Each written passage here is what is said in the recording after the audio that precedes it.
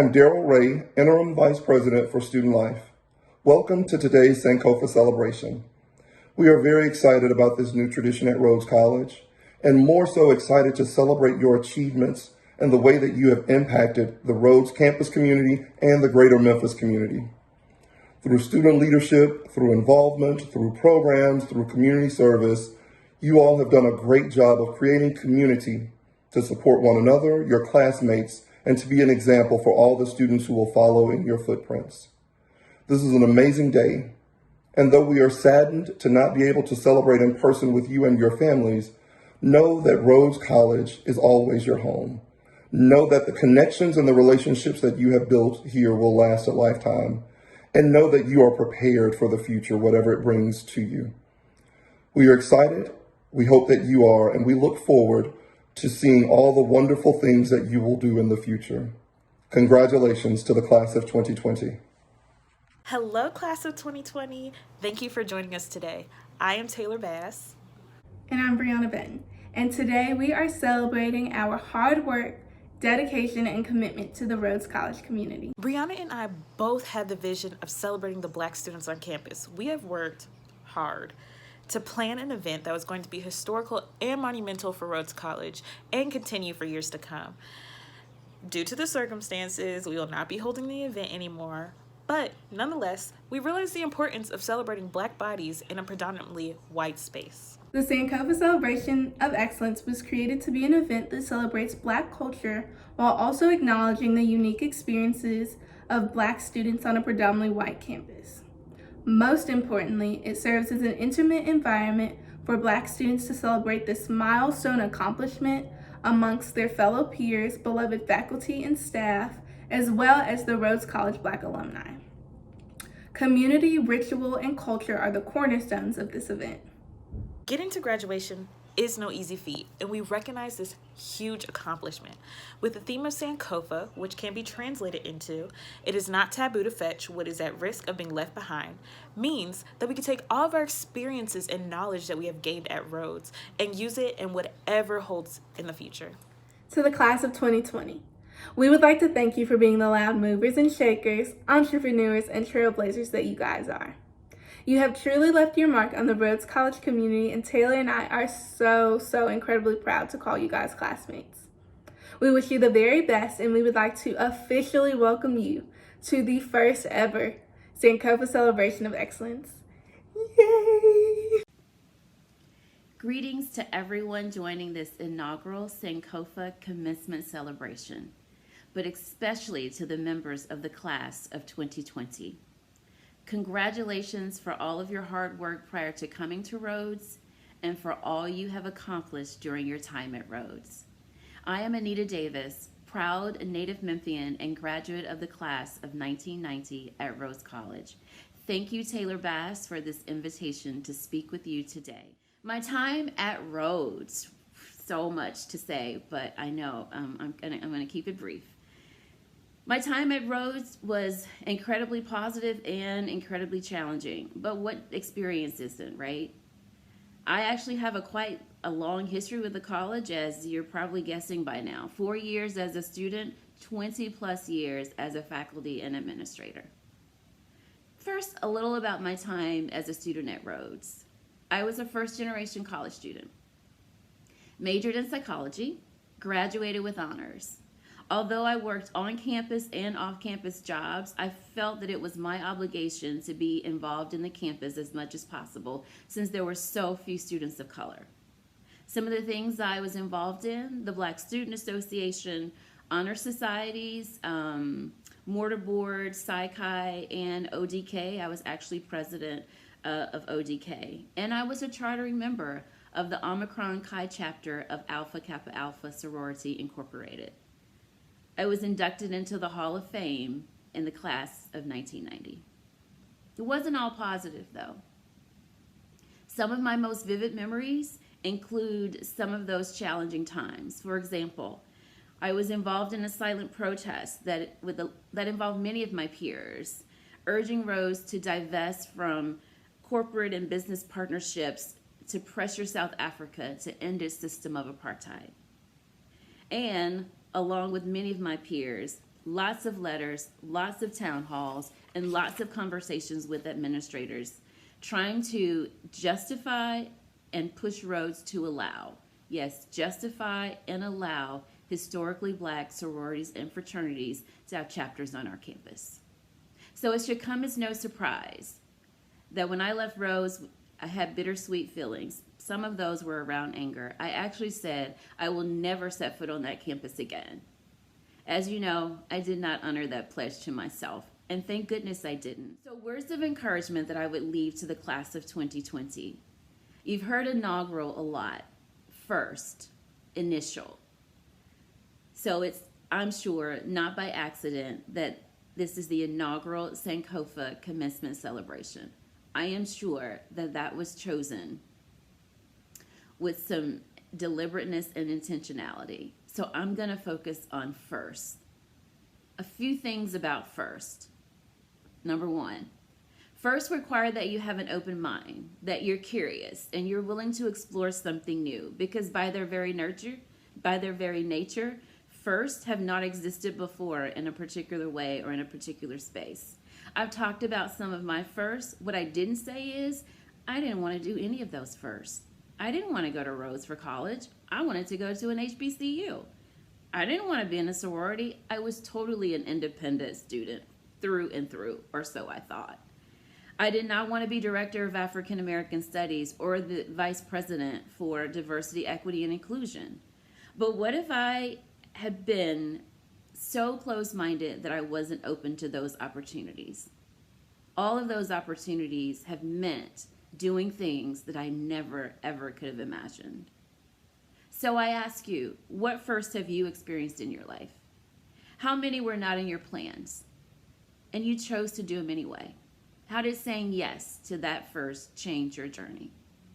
Second, a first demands that you are willing to take a risk. The thing with first is that you never know if they're gonna be successful or have any longevity. Looking back, it seems easy to say, oh, that was a great idea. We knew that was gonna be successful. That's rarely how firsts come around. There's usually trepidation and doubt. But once you decide to take it on, you just do your best. And third, first requires support and collaboration. For something new to be successful, you must find others who can support the work. I would also say that those others have to be different from you. They have to have a different skill set, a different point of view. Otherwise, you surround yourself with people who are like you and think like you. And when a new challenge comes along, you miss out on the creativity that comes from diverse perspectives. You also need collaborators, because that's how we ensure the work will continue. If you build something alone and you hold it so tightly that you are making all the decisions, when you leave, it will leave also. In closing, I want to say that this has been an amazing opportunity to speak to you today at the inaugural Sankofa Commencement Celebration. It is a very fitting name, as we learn an incredible amount by pausing to look back on our experiences and remind ourselves of the values that have guided us where we are today. The firsts that we encounter along the way are particularly important. Your graduation is one of those firsts. Graduation now from college, from Rhodes College. I wish I could be there with you, but we know this pandemic has changed how we live and how we connect. This is indeed a first. And although this inaugural Sankofa celebration was not intended to be virtual, and I suspect that many of you are experiencing some disappointment, you have kept an open mind, pivoted, and implemented a creative response. You are taking a risk while affirming that the significance of this celebration is not dependent on a particular mode of delivery. Rather, it is a celebration of the class of 2020 and all that you have accomplished. And you are calling upon your network, that includes me, to support you. This is the value of the liberal arts education you have received. Know that it will serve you well in the days, years, and decades ahead. Congratulations, class of 2020. I send you a virtual hug and welcome you as Rhodes alumni. Be well. Greetings all. I am Dr. Ernest L. Gibson III, currently Professor of English and Director of Africana Studies at Auburn University and a formative faculty member of Rhodes College. I want to begin in gratitude and thanking Ms. Taylor Bass and Ms. Brianna Betton for extending an invitation for me to share in your wonderful celebration. I want to welcome you all to this moment, this point of departure for the graduates who will now journey further and farther into the beautiful unknowns of this world. I imagine I am not alone when I say this is not quite how I had hoped to celebrate you all today. I know I'm in good company when I voice how eager I was to watch you all walk across the stage in Memphis at Rhodes. But I also recognize that while this virtual way of being in the world is our new normal, Black folk come from a history, a place, and a space where we are always ready to adapt, to move, to change with an ever-rising tide. Such is where we are, and the best of it we shall make. Let me share an offering, a tragic but liberating truth directly from Baldwin, James Baldwin, that is. I quote, "This innocent country set you down in a ghetto in which, in fact, it intended that you should perish. Let me spell out precisely what I mean by that, for the heart of the matter is here, and the crux of my dispute with my country. You were born where you were born, and faced the future that you faced because you were Black, and for no other reason. The limits to your ambition was thus expected to be settled. You were born into a society which spelled out with brutal clarity in as many ways as possible that you were a worthless human being.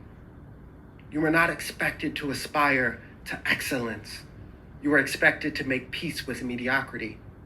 Wherever you have turned, in your short term or time on this earth, you have been told where you can go and what you can do and how you could do it, where you could live and whom you could marry. I know our countrymen do not agree with me here, and I hear them saying, you exaggerate. Take no one's word for anything, including mine, but trust your experience. Know whence you came. If you know whence you came, there's really no limit to where you can go." End quote. Baldwin knew all too well the dark promises this country makes to Black people. He understood how each of us, even today, are born into a world which expects our failure and celebrates our defeats. But he also knew that if you were ambitious enough, if you were steadfast in your capacities to dream and sweat and trudge, that you could undermine those American promises, that you could achieve. Those last line of his, beginning with, "Know whence you came," speak pointedly to the Sankofa spirit and symbolism of this celebration. It's both an encouragement and a beckoning, an invitation for you to realize the power of reflection, but also a relaying of the secret of how you are to get on over, as the old folks might say. I wish I could stand here and tell you that the world you have yet to explore will have hands gentle enough to hold you. I wish I could tell you how the beauty within your Blackness would not be second-guessed or targeted. I wish I could tell you that each new achievement will come with less struggle, each new road requiring less strength and fortitude and toil. But unfortunately, I cannot. I can, however, tell you that the Blackness that envelops you is beautiful and brilliant and bold. I can tell you that you are stronger and more intelligent than you know and that this world gives you credit for. I can tell you that you are more than ready and capable and fit to take the next steps in these journeys. I have watched so many of you blossom. And isn't the idea of a Black blossoming so fiercely poetic? Isn't it quite the marvel to know how you have grown without the same privileges of being attended to or cultivated or nourished? Isn't it amazingly miraculous how you have all flourished in a place so quick to render you invisible or less than or undeserving? Isn't it just so damn Black and magical. I'm sure you all will encounter and receive many speeches that will give you practical advice for moving on from this point. I'm sure you will not long for these basics and worldly pragmatism, and I will leave those universal offerings to the others. But if you are to take anything from me, take this. As you all venture into new and unfamiliar spaces, know that the greatest of your gifts lies in being authentically you. Each time you enter a space, whenever, wherever, and however, enter it black and magical. You have earned every right to just be. Be beautiful, be brilliant, be bold. And if you do this, you won't have to find a way to make the world yours. Nah, you will come to learn that it already belonged to you.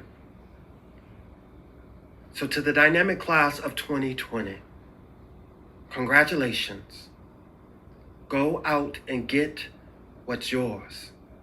Good luck and Godspeed.